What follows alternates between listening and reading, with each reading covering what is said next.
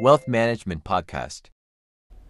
Welcome to the ZHAW Wealth Management Podcast. Today from a very exclusive location in Zurich. We are on 1 Bahnhofstrasse. We will come to that at the Zurich headquarters of UBP, Union Bancaire Privée. I'm joined by an old university friend and colleague of mine, Mr. Adrian Künzi. Adrian, would you like to introduce yourself? Yes, Christoph. So first of all, thank you for having invited me today. It's a great honor and pleasure. Yes, I've been for a little bit more than 6 years now with UBP here in Zurich. I did my studies in St. Gallen in the UK. I have briefly worked for a couple of other banks so far, but for the past 6 years I've been now in charge here at the UBP office in Zurich. Yes, but it's important to mention that we are not a French bank, so we are a Swiss bank. So we are a Swiss bank, but headquartered in Geneva, that's true. So the bank was established about 60 years ago. We are employing a little bit more than 2,000 people worldwide. We are managing 150 billion assets under management. Out of the 150 billion, we have roughly 120 billion in wealth management and 30 billion in asset management. So the dominant part clearly is for us the wealth management part. And we are a true global private bank. So next to this booking center here in Switzerland, obviously, which is our most important one, we also have booking centers in London, in Jersey, Luxembourg, Monaco, and the 2 Asian ones, Singapore and Hong Kong. With these 7 booking centers, we can really cover the world, and whatever the needs are of our clients, I think that we'll have always the right answer for these needs. Interesting. And coming to clients, how would you describe the client base? So I'm not sure if you can say a typical client, but where do clients come from typically? I assume offshore. Yeah, so I'll give you just an example here for the Zurich office. Here in the Zurich office, we are managing close to 24 billion in assets. And the part of assets domiciled from clients in Switzerland is pretty small. So it's 10-15%. So we are really a bank for international clients. So we have many international clients with us. Typically, I would say clients that have assets with us in the range of 5 to 20 million, 10 to 50 million, some even larger fortunes than that. Maybe also given the fact that we have a comprehensive and sophisticated investment offering. So this is attractive obviously for very wealthy families. And yes, we have really the wealthy families from so many different countries from all over the world coming to Switzerland, coming to UBP. And how would you explain that large offshore part versus small, given that it's a Swiss bank by heritage? Yes, why I think is that? Maybe it has a little bit to do with what our roots are. So at the very beginning, our bank was clearly one of the key players in the hedge fund industry. And when you are thinking back who in the 1970s and 1980s invested in hedge funds, so these were clearly the very international families, so the Greek ship-owning families, the textile entrepreneurs from Turkey, clients from the Middle East.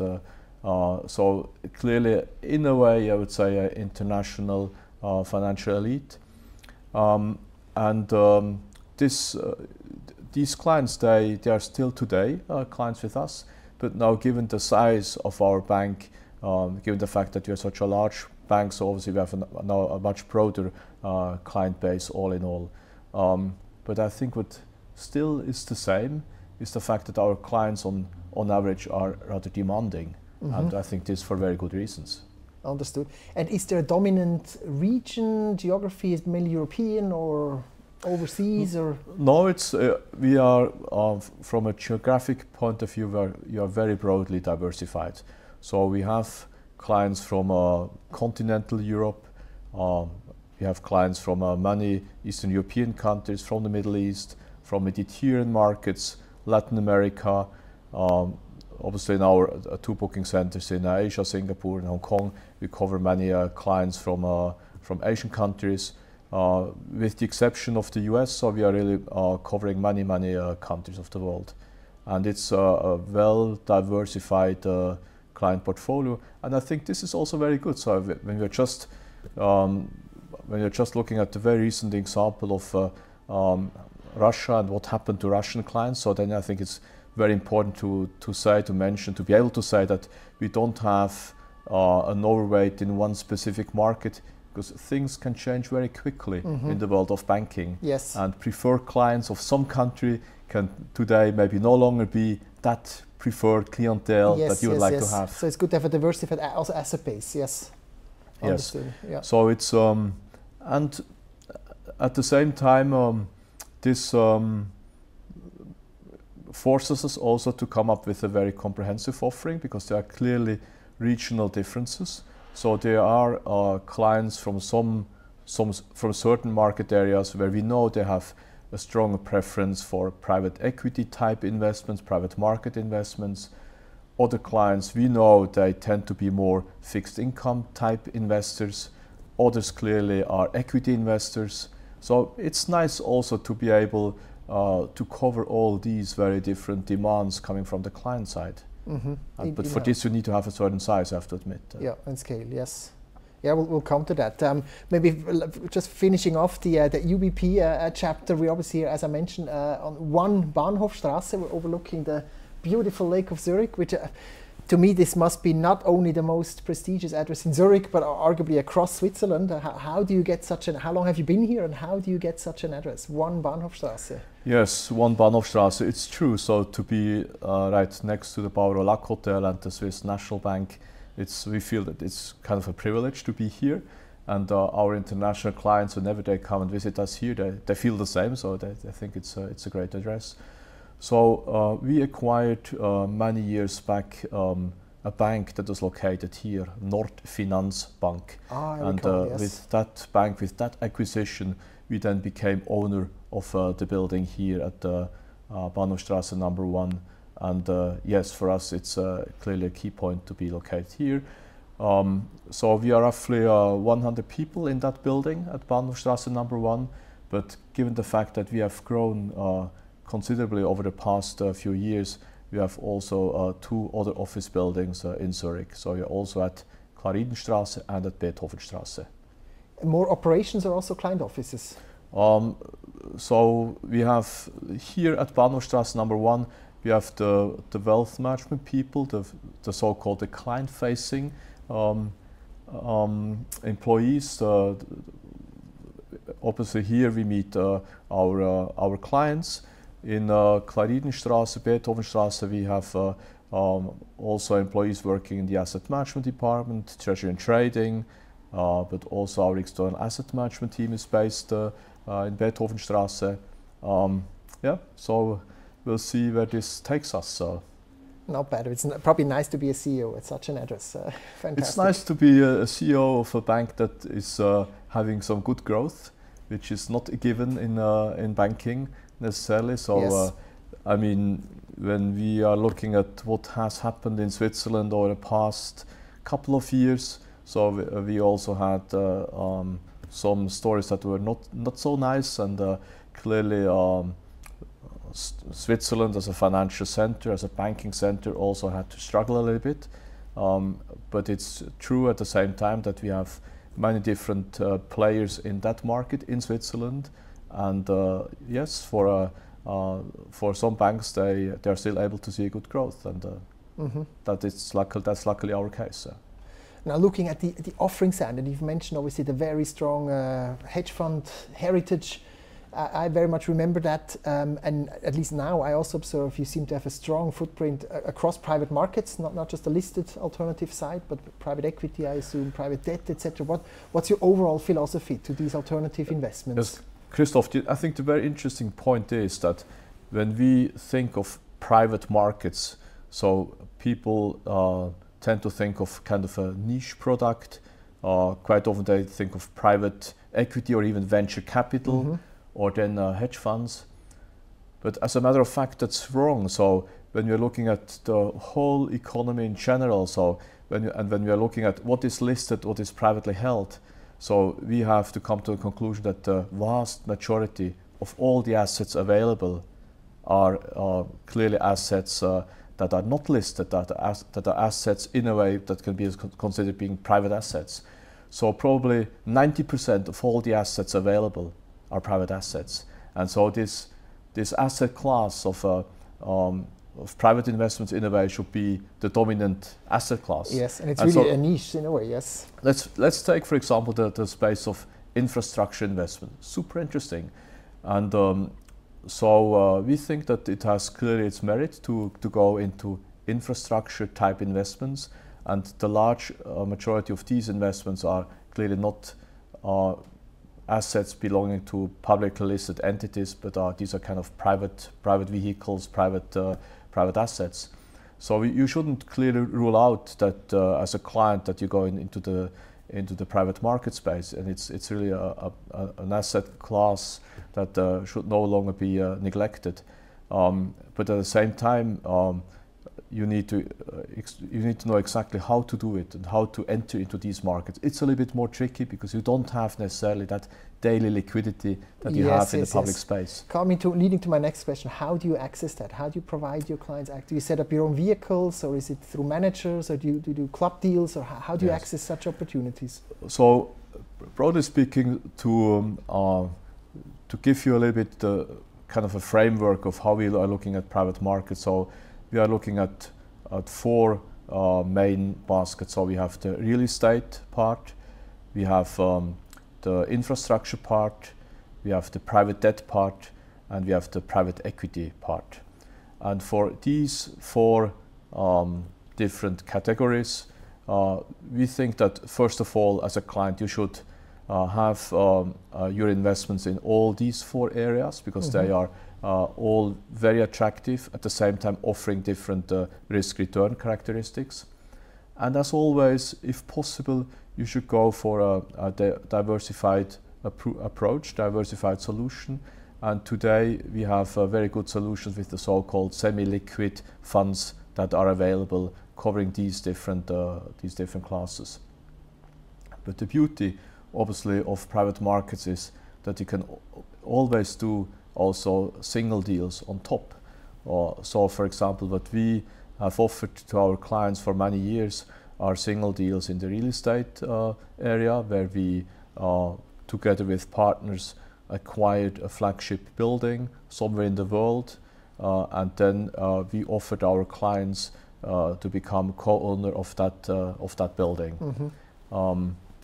Or in the area of infrastructure, so we bought, for example, a highway in a certain country, toll road, offering a very good, attractive yield to the investors. So these are then single deals that can come on top of what the client is already having in a portfolio, maybe being a very good complement to his cornerstone diversified investments that can be seen as the major building blocks that you should have in the portfolio. Yes, of those four you've described, yes. Exactly. So in a way, it's not that different to what you should do probably on the public market side, on an equity portfolio. So usually you should also go for a good diversification. For that you can use ETFs or actively managed funds, and on top of that you have your selection of high conviction stocks that you would like to have. So in a way it can be similar. And for those four private market areas that you've described, what would be the entry ticket to ensure adequate diversification? And how big does a client ultimately have to be to access that in a meaningful way? When you go for semi-liquid funds, so you don't need to have big amounts to invest. So these are fund type investments. So entry requirements are a little bit different from fund to fund, but here we are talking of a couple of thousand US dollars, Swiss francs, whatever. It's a little bit a different story for direct deals. So when you go for the single deals, then we quite often require a minimum investment of 250,000. But again, so the entry point into that market can well be through semi-diversified, semi-liquid investments.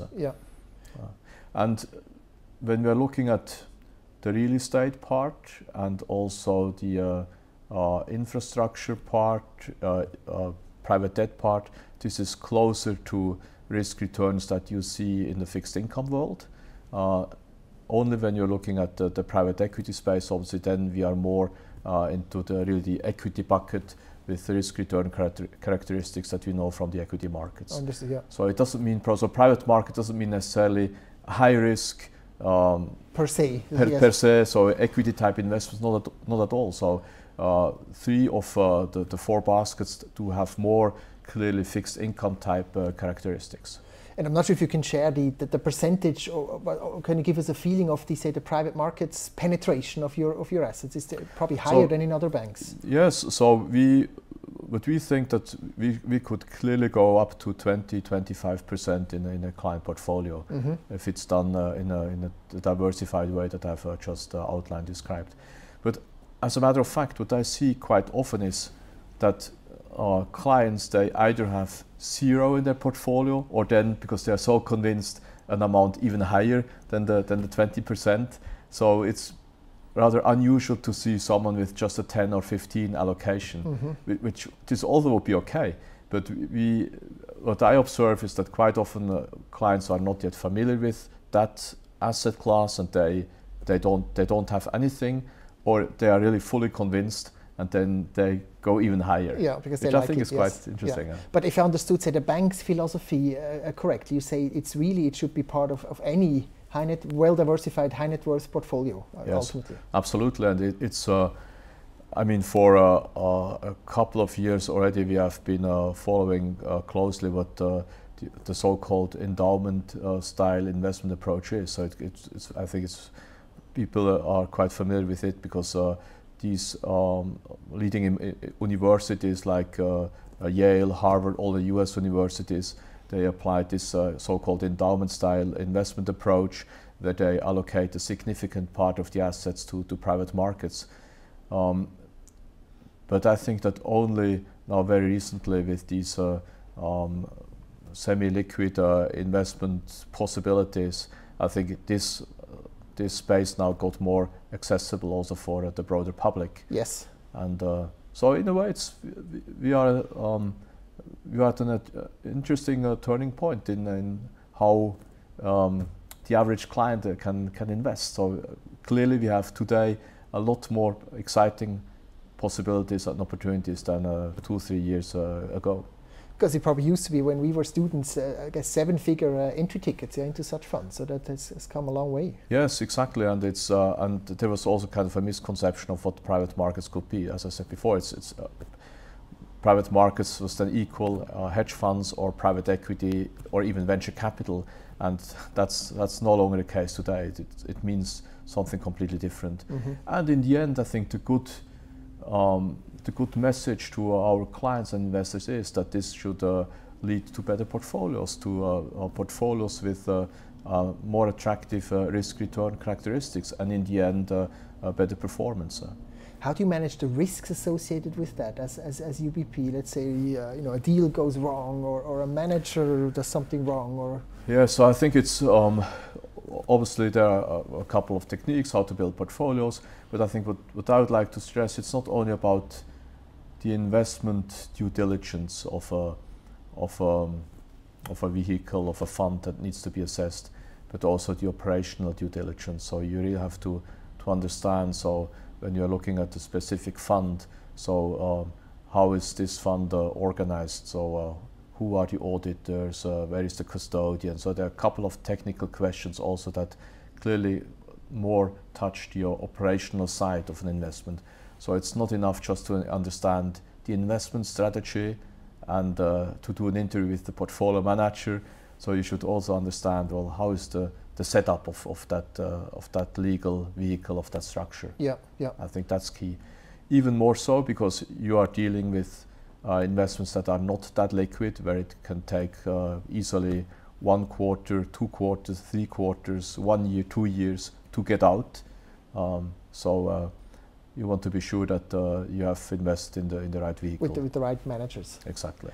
And now with rising rates, have you observed a softening of the demand, or is there, now that there's other opportunities available, or client to client still like it? Well, it's true. So when interest rates were still very low, obviously an infrastructure type investment offering a return of 5, 6, 7% was highly attractive. If today in the public markets you can find returns of 4 or 5%, then it's the additional yield that you can get from private markets looks maybe on a first glance a little bit less exciting, but still I think it's it's not either or. So private markets, they clearly offer different risk-return characteristics, and even in a higher interest rate environment, it's fully justified to have a decent allocation to that asset class. Probably across various cycles and exactly, for the long run. As always. Yeah. Now the coverage model you've mentioned, there's a significant part of offshore clients. How do you advise them day to day? Do they come here, or your relationship managers visit them in their countries, or is it phone or hybrid, or what's the interaction? I would say in this very tax transparent world that you are living in, so this terminology of onshore, offshore is maybe a little bit less important. So simply what I would like to stress is that we have our base here, obviously in Switzerland. So we, at the same time, we have offices in many locations all over the world, but still we are covering many markets here out of Switzerland. So for example, for the Middle East, we do have an office in Dubai, but at the same time we have bankers being based here in Zurich, we have bankers based in Geneva, we have bankers in London, we have bankers in Monaco, all covering Middle East. So what to say? So basically it's the client in the end who should decide who is his banker. Does he prefer to work with someone being locally based in the Dubai office, or does he want to have a banker in London or Geneva? So we really try to adapt to each and every specific client situation. So that's very, very important. So for the clients we are dealing with, so they should be able to let us know what's their preferred setup, and then we will arrange that. So by experience, I can say that clients clearly like or even love to come to Switzerland. So for them, it's a great place. Clients from the Middle East, quite often during the summertime, they come to Geneva, they come to Zurich. It's very easy to meet them here. Switzerland is still attractive. Nothing has changed. So they appreciate the high level of security, safety that they can find here in Switzerland. There are many good hotels.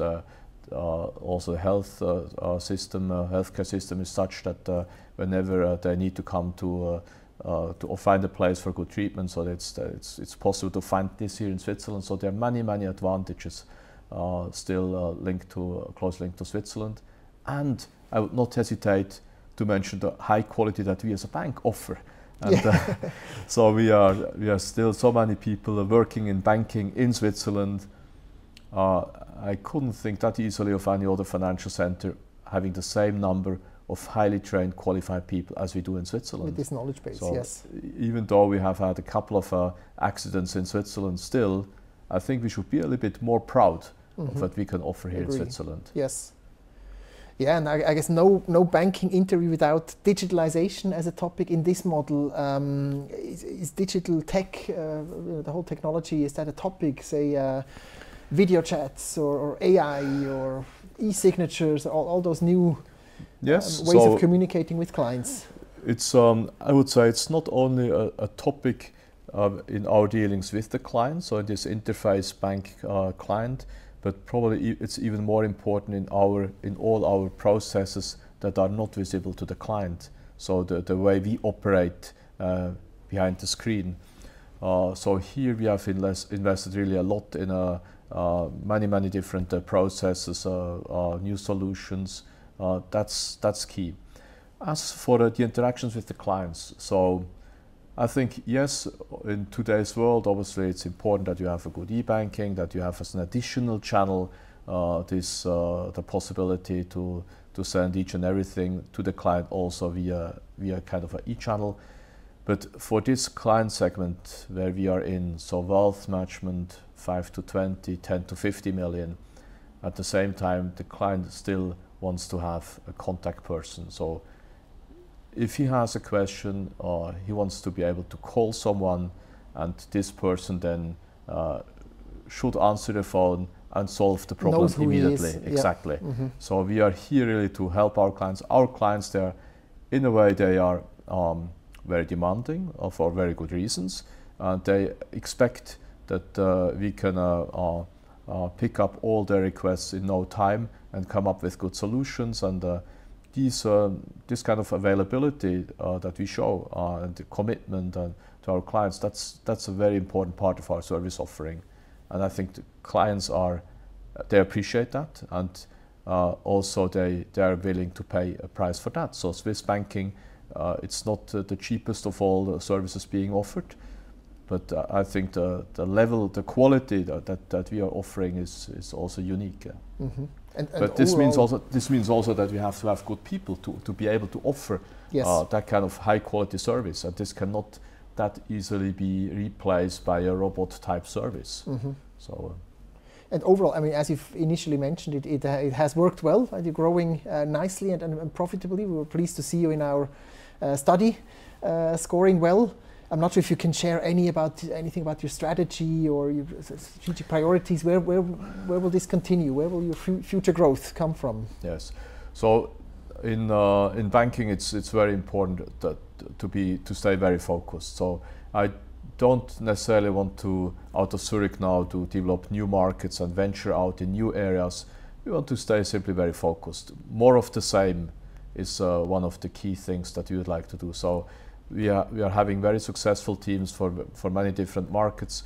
So we would simply be in a position to recruit more good bankers to strengthen these existing teams, to again simply do more of the same, be larger, grow with good people, grow with talents, but there is no need for us to reinvent the business model, test out new services, venture out in a new market. So for me, it's more important, it's more attractive to double in size for an already existing market than to venture out in something new. Mm-hmm. Sounds relatively conservative, or tried and tested, or how would you?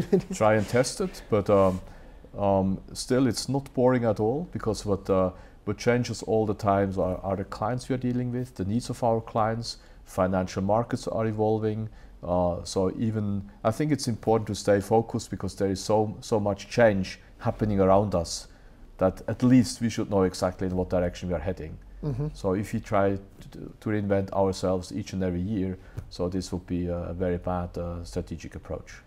And it seems overall Switzerland, let's not call it offshore for now, but as an asset hub for assets coming from other countries is still working. The assets are still flowing. Yes, it's still working, absolutely. So look, we can quickly check what are other financial centers, the attractiveness of these other financial centers. We have London, to mention from a European perspective.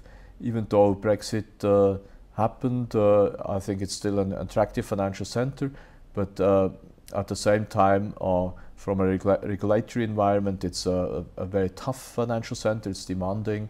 So what I see is that our clients, for example, to mention clients from the Middle East, they tend to be in both financial centers. So they have accounts in Switzerland, they have accounts in London. Mm-hmm. So it's not either or. We have Luxembourg, but which is still a lot smaller than Switzerland, but still we are seeing good growth in Luxembourg. So we invested a lot there. So we acquired a Danske Private Bank 2 years ago. We almost doubled in size. So Luxembourg now is, for us, UBP represents in size-wise half of what we have here in the Zurich office. Then other financial centers, Dubai, but you don't really book assets in Dubai. So you have advisory office in Dubai, but the assets then are booked either in Switzerland, in London, or again Luxembourg. Hong Kong, Singapore. All statistics are showing that Hong Kong sooner or later will overtake the Swiss booking center size-wise. Mm-hmm. Yes, but it's not either or. It's not that we are going to lose assets here in Switzerland to the benefit of Hong Kong. Hong Kong simply will see a lot of inflow in a way linked to the Chinese market, and simply by looking at the trends what can be expected for the Asian region. So Hong Kong clearly will benefit from that, Hong Kong and Singapore, but that's not to the expense of the Swiss financial booking center, not at all. So I think that for an international family, clearly Switzerland stays a very attractive place to be, and we see this each and every day. So we see each and every day inflows coming from so many different countries all over the world, people increasing their holdings here in Switzerland, people coming from the first time with new assets to Switzerland. So this trend is unbroken. Very nice to hear. Very good. And that probably depends on the region, but do clients typically have Swiss franc denominated accounts, or dollar or euro, or what do they prefer? So international clients, in most cases, they don't opt for a Swiss franc denominated accounts. They more go for US dollar accounts if they are from a US dollar kind economy, or euro accounts. So at UBP, the majority of accounts are denominated in US dollars. Interesting. Now, Adrian, we could go on for a long time, especially in this nice environment.